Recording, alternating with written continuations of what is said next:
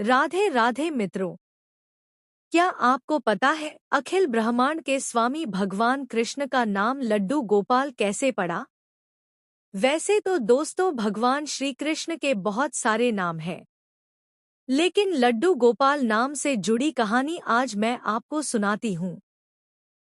बहुत समय पहले ब्रजभूमि में भगवान श्री कृष्ण के परम भक्त हुआ करते थे, जिनका नाम कुंभनदास जी था।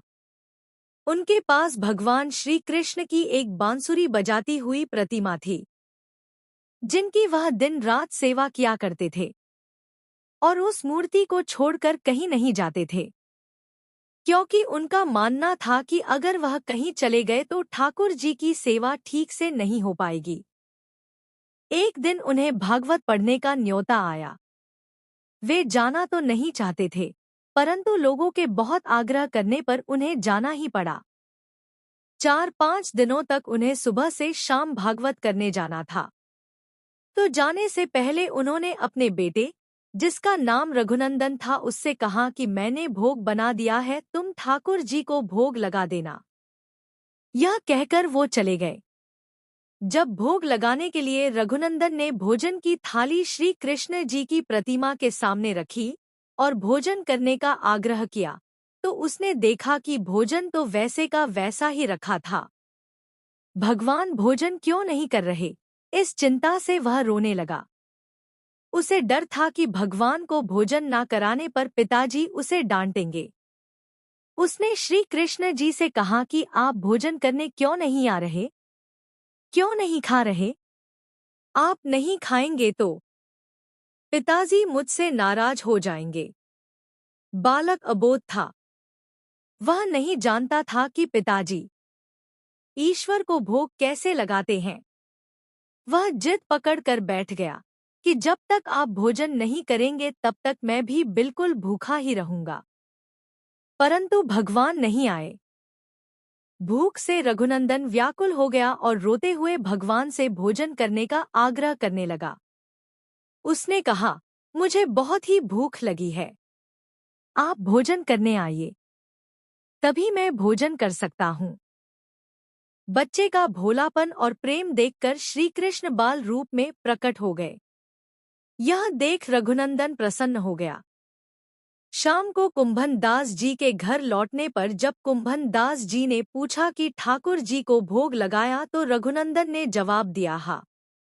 उनके प्रसाद मांगने पर पुत्र ने बताया कि ठाकुर जी ने तो सारा भोजन खा लिया। तब कुंभनदास जी ने सोचा कि बच्चे को बहुत भूख लगी होगी, इसलिए उसने खुद ही सारा भोजन खा लिया होगा। अब तो जैसे ये रोज का नियम सा बन गया। कुंभनदास जी भोजन की थाली लगाकर जाते और रघुनंदन ठाकुर जी को भोग लगाते। जब भी कुंभनदास जी प्रसाद मांगते तो एक ही जवाब मिलता कि सारा भोजन तो ठाकुर जी ने खा लिया।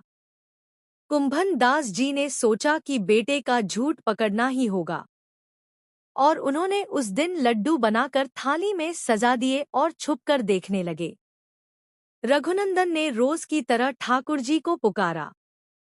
ठाकुर जी बाल रूप धारण करके लड्डू खाने के लिए प्रकट हो गए। यह देखकर कुंभनदास जी दौड़ते हुए आए और प्रभु के चरणों में गिर गए। उस समय ठाकुर जी के हाथ में लड्डू था जो उनके मुख में जाने ही वाला था, लेकिन कुंभनदास जी के आने पर उन्होंने एक प्रतिमा का रूप ले लिया और जड़ हो गए। कुंभनदास जी रोते हुए बोले कि हे ईश्वर, मैं हमेशा आपकी भक्ति करता रहा, परंतु आपने कभी मुझे दर्शन नहीं दिए, पर ये बालक जो भक्ति के बारे में कुछ भी नहीं जानता, आपने उसे दर्शन दे दिए। ये आपकी कैसी लीला है?